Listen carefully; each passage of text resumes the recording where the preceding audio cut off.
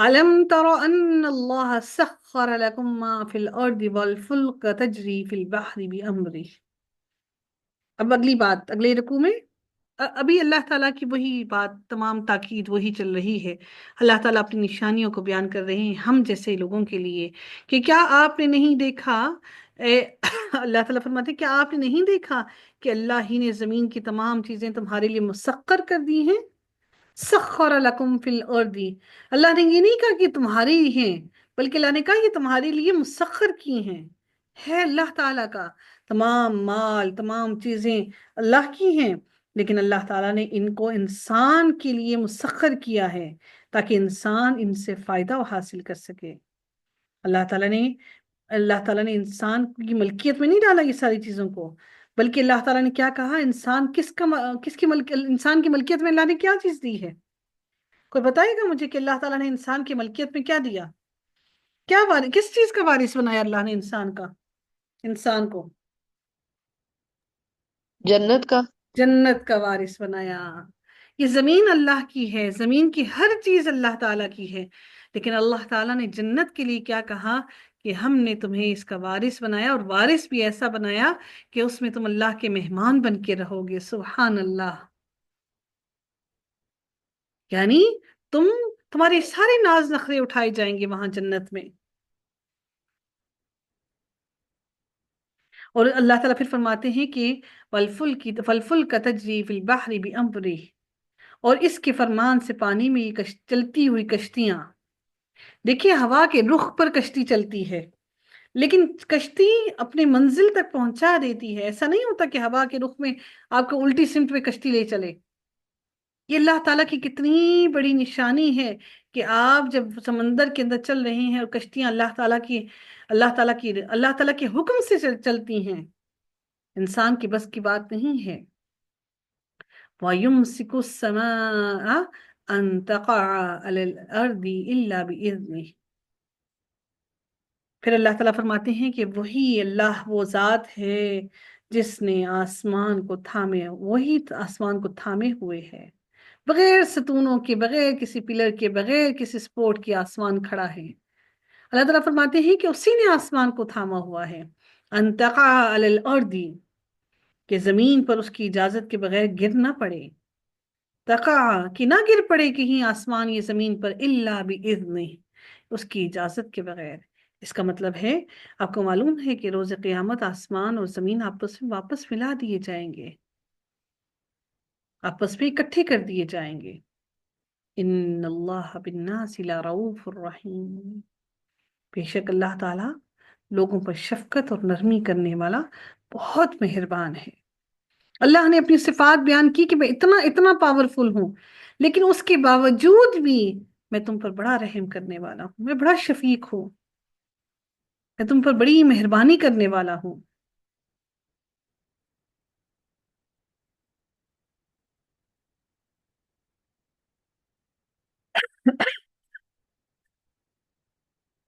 وَهُوَ الَّذِي أَحْيَاكُمْ ثُمَّ يُمِيتُكُمْ ثُمَّ يُحْيِيكُمْ، اسی نے تمہیں زندگی بھی دی۔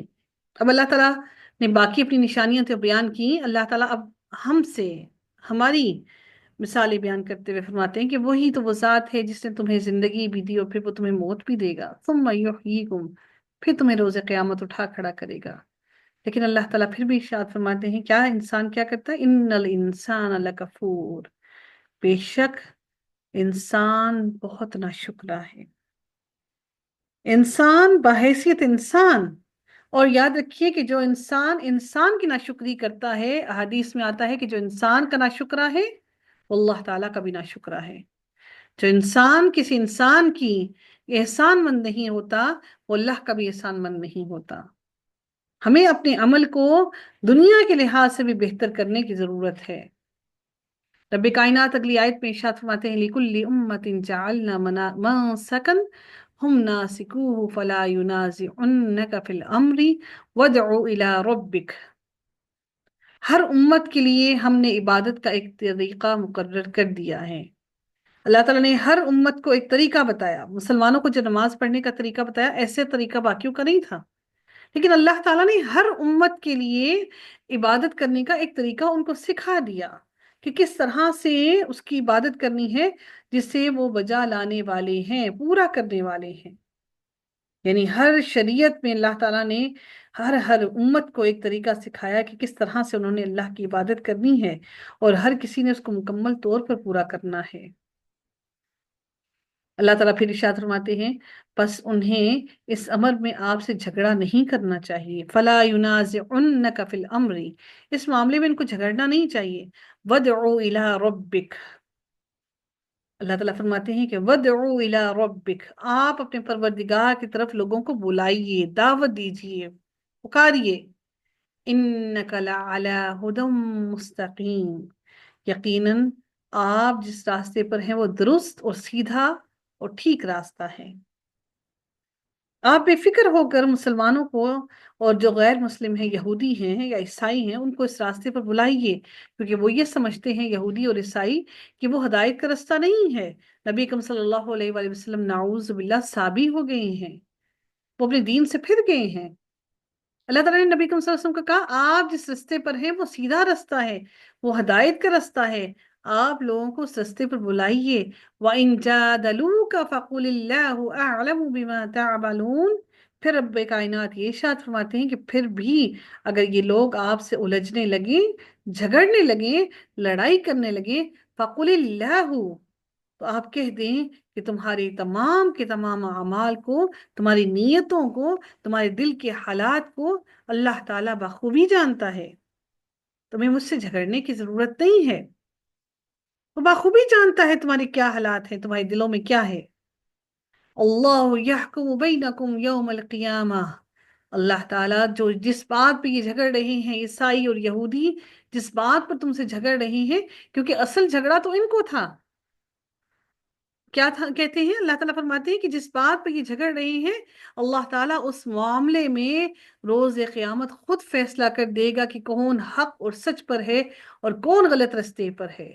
فیما کنتم فیہ تختلفون، جس میں یہ اختلاف میں پڑے ہیں، یہ سمجھتے ہیں کہ ان کا دین حق اور سچ ہے اور نبی کا دین غلط ہے۔ علم تعلم ان اللہ یعلم ما فی السماوات والارض، آپ لوگ دیکھیے کہ اللہ تعالیٰ نے یہ جہاں جہاں پر بھی ان اللہ ان، یہ جہاں جہاں پہ بھی تاکید کے لیے لفظ استعمال کیے، اس سے پہلے والی آیت پہ اللہ تعالیٰ نے کیسے کیسے الفاظ استعمال کیے، اور پھر اللہ تعالیٰ نے اپنا نام لے کر بڑی تاکید سے کہا، کیا علم تعلم، کیا تم نہیں جانتے، کیا آپ نے نہیں جانا کہ بے شک جو کچھ بھی آسمانوں میں ہے اور جو کچھ بھی زمین میں ہے، اللہ تعالیٰ کو ہر کسی کا علم ہے۔ ان اللہ، بے شک اللہ تعالیٰ ہر چیز کا، اللہ کو ہر چیز کا علم ہے۔ ان ذالک فی کتاب، اور وہ اس لیے کہ جو کچھ بھی ہونا ہے اور جو ہونے والا ہے، رب کائنات نے ہر چیز اپنے پاس لوح محفوظ میں لکھ رکھی ہے، وہ محفوظ ہے اللہ کے پاس۔ ان ذالک علی اللہ یسیر، یہ کام تو اللہ کے لیے بہت ہی آسان ہے۔ اللہ کو تو یہ بھی ضرورت نہیں کہ اوراق کو پلٹا پلٹا کر دیکھے کہ کس پر کیا کیا لکھا ہے، اس کے علم میں تو سب کچھ موجود ہے۔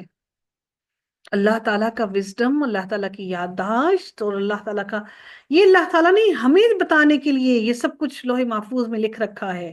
اللہ کو لکھنے کی ضرورت نہیں کہ اللہ تعالیٰ اپنے پاس لکھ رکھے، ہمیں بتانے کے لیے کہ یہ سب کچھ میرے پاس لکھ رکھا ہے۔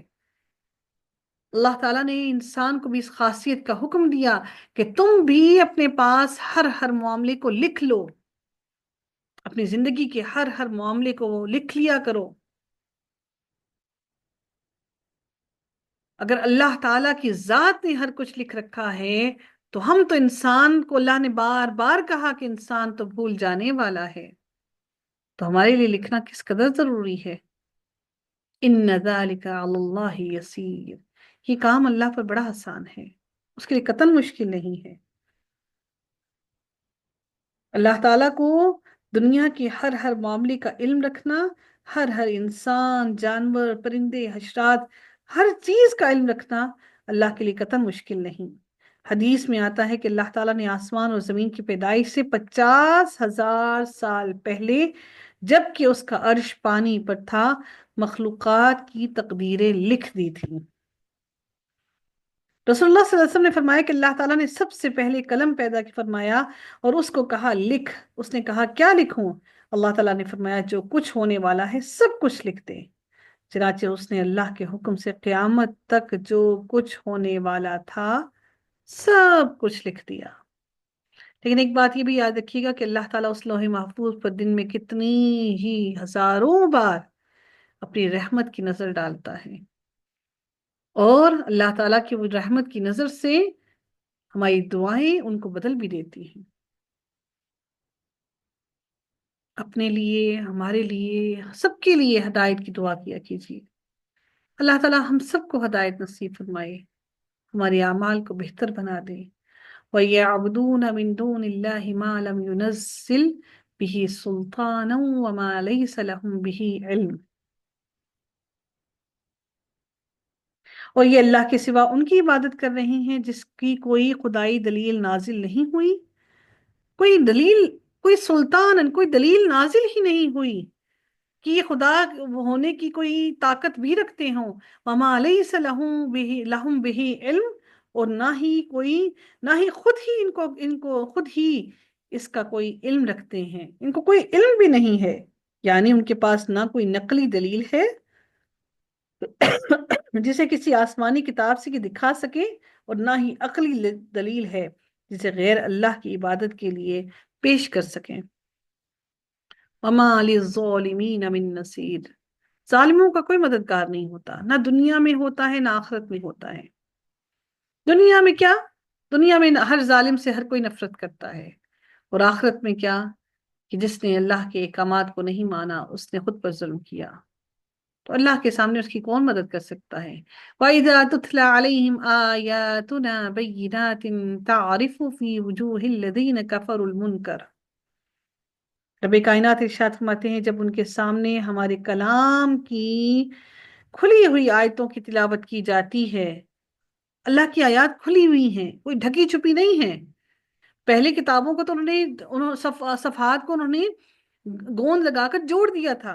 अल्लाह ताला की आयत खुली हुई हैं। अल्लाह ताला फरमाते हैं जब मेरी आयत को, उनके सामने खुली हुई आयत को तिलावत किया जाता है, पढ़ा जाता है, फी वुजूहिल लज़ीना कफरुल मुनकर, तो अल्लाह ताला फरमाते हैं तो आप काफिरों के चेहरों पर नाखुशी के साफ आसार तारीफो पहचान लेते हैं कि उनके चेहरों पर कितनी नाखुशी के आसार हैं, कि वो पसंद नहीं कर रहे।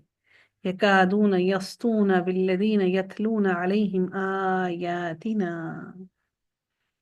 अल्लाह ताला फरमाते हैं वो तो करीब होते हैं कि हमारी आयतें सुनाने वालों पर हमला कर बैठे।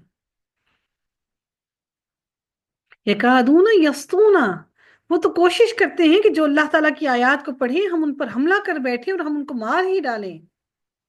अल्लाह ताला फरमाते हैं कुल अफा उनब्बिउकुम बिशर्रिम मिन ज़ालिकुम। अल्लाह ताला क्या इरशाद फरमाते हैं, कह दीजिए कि क्या मैं तुम्हें उससे भी ज्यादा बदतर खबर दूं। वो आग है जिसका वादा अल्लाह ने काफिरों से कर रखा है। अन्नार वादा अल्लाहु अल्लज़ीना कफरू, अल्लाह ने वादा कर रखा है इन काफिरों से।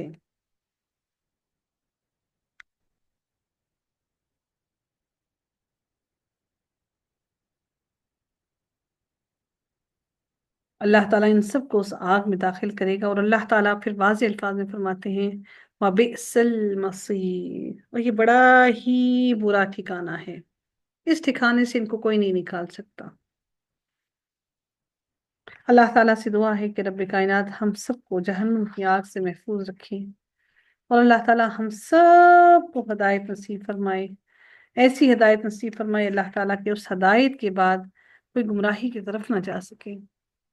आखिर दावाना अल्हम्दुलिल्लाहि रब्बिल आलमीन, सल्लल्लाहु तआला अला खैरिही खल्किही अजमाइन, बिरहमतिका या अरहमर राहिमीन, सुब्हानकल्लाहुम्मा व बिहम्दिका, नशहदु अल्ला इलाहा इल्ला अंता, नस्तगफिरुका व नतूबु इलैक।